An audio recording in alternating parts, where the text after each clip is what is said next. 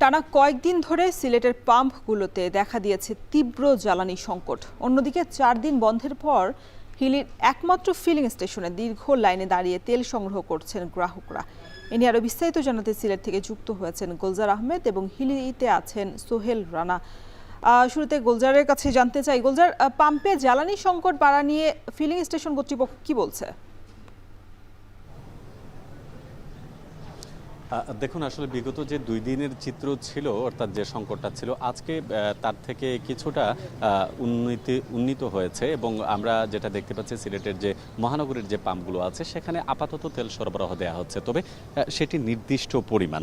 এবং এখানকার যে যারা পরিবহনের সাথে জড়িত আছেন তারা বলছেন যে তারা যতটুকু চাচ্ছেন ততটুকু পাচ্ছেন না, একটি নির্দিষ্ট পরিমাণ গাড়ির যে আকার অনুসারে আসলে তাদেরকে তেল সরবরাহ করা হচ্ছে। এবং আমরা কোনো পাম্পে আমরা দেখছি মোটরসাইকেলে যারা জ্বালানি ব্যবহার করছেন তাদেরকে 200 থেকে 500 টাকার মধ্যে, আবার কোনো পাম্পে 100 টাকারও কিন্তু দেয়া হচ্ছে।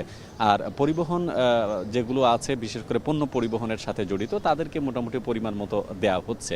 এই ক্ষেত্রে তারা বলছেন বিগত 2-3 দিন আসলে ডেপো থেকে যে পরিমাণ তেল তাদেরকে নিয়মিতভাবে সরবরাহ করে তার তুলনায় অনেক কম দিয়েছিল, যার জন্য একটা সংকট দেখা দিয়েছিল। তবে আজকে রাত থেকে গতকাল জেলা প্রশাসনের সাথে বৈঠকের পর ডিপোগুলো থেকে তাদেরকে চাহিদা অনুসারে যোগান না দিলেও মোটামুটি চলার মতো একটি পরিবেশ তারা তৈরি করে দিচ্ছেন এবং প্রত্যেকটি পরিবহন সেক্টরের যারা গাড়ি নিয়ে আসছেন তারা না হলেও কিছুটা পাচ্ছেন।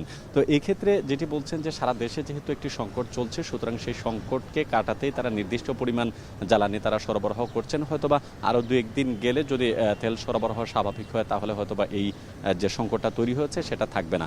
এখানে সিলেট পেট্রোলিয়াম ওনার্স অ্যাসোসিয়েশনের সভাপতি যিনি আছেন তিনি বলছেন যে সিলেট মহানগরীতে যে 45টি পাম্প আছে সেই 45টি পাম্প থেকে মোটামুটি সবগুলোই সচল থাকে। 2-1টি পাম্প আছে হয়তোবা নানান যান্ত্রিক ত্রুটির জন্য তারা সরবরাহ করতে পারছে না, তবে 1-2 দিনের মধ্যে পরিস্থিতি আরও কিছুটা স্বাভাবিক হবে এমনটা তারা কিন্তু প্রত্যাশা করছেন। রোশন, এই ছিল আমার কাছে সিলেট থেকে জ্বালানি সম্পর্কিত সর্বশেষ তথ্য।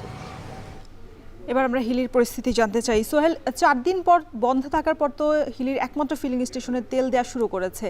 এতে যারা দীর্ঘ লাইনে দাঁড়িয়ে তেল সংগ্রহ করছেন সেই গ্রাহকদের দুর্ভোগ কেমন দেখছেন?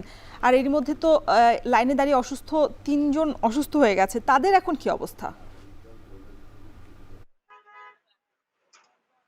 রোশন, আমি আপনাকে আগের বুলেটিনেও জানিয়েছিলাম যে 4 দিন বন্ধের পর কিন্তু হিলির যে একমাত্র ফিলিং স্টেশন, সেই ফিলিং স্টেশনে জ্বালানি তেল সরবরাহ করা হচ্ছে। আমরা যেটি দেখছি যে গতকাল রাত থেকে দীর্ঘ লাইনে কিন্তু এখানকার যারা ট্রাক চালক রয়েছে এবং মোটরসাইকেল চালক রয়েছেন তারা তেল সংগ্রহের জন্য অপেক্ষা করছেন। এবং আমি যদি আপনাকে একটু ক্যামেরা চোখে দেখাতে চাই যে সকাল থেকে এখন পর্যন্ত প্রায় 1 কিলোমিটারের মতো জায়গা জুড়ে আসলে মোটরসাইকেল চালক এবং বন্দরের যে ট্রাকগুলো পণ্য পরিবহন করে থাকে তারা কিন্তু অপেক্ষা করছেন তীব্র রোদের মধ্যে আসলে তেল সংগ্রহের জন্য। আমরা এই তীব্র রোদের মধ্যে তেল সংগ্রহ করতে গিয়ে দেখছি যে 3 জন এখন পর্যন্ত গুরুতর অসুস্থ হয়েছে, যার মধ্যে একজন উপজেলা কৃষি উপসহকারী রয়েছেন, তিনিও অসুস্থ হয়ে পড়েছিলেন, তাকে স্বাস্থ্য কমপ্লেক্সে ভর্তি করা হয়েছে। আরো 2 জন অসুস্থ হয়েছিলেন, তাদেরকেও কিন্তু ভর্তি করা হয়েছে। তবে যে বিষয়টি আমরা বরাবরের মতন বলতে চাচ্ছি সেটি হচ্ছে যে হিলি যে ফিলিং স্টেশনের চাহিদার তুলনায় আসলে জ্বালানি তেলের সরবরাহটা কম, যার কারণে এই যে দুর্ভোগ মানুষের সেটি কিন্তু দিন দিন বেড়ে চলছে। কারণ বিগত গেল সপ্তাহে সোমবার তেল দেওয়া হয়েছে, 4 দিন বন্ধের পর আজ কিন্তু তেল দেওয়া হচ্ছে।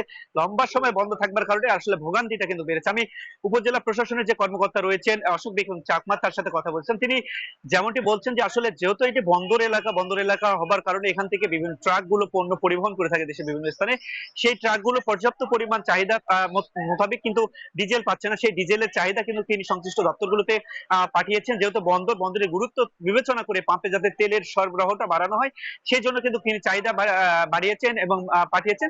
এটি আসলে হয়তো দুর্ভোগ কিছুটা কমবে বলে তিনি আমাদেরকে জানিয়েছেন। সব মিলে বলা চলে যে দুর্ভোগ কিন্তু এখনো যারা তেল নিতে আসছেন গ্রাহকদের দুর্ভোগ কমেনি, বরং তীব্র লাইন কিন্তু কারো জট বাড়ছে যত সময় যাচ্ছে। দর্শন, জ্বালানি তেলের সংকটের খবর জানাতে হিলি থেকে সোহেল রানা এবং এর আগে সিলেট থেকে যুক্ত ছিলেন গুলজার আহমেদ।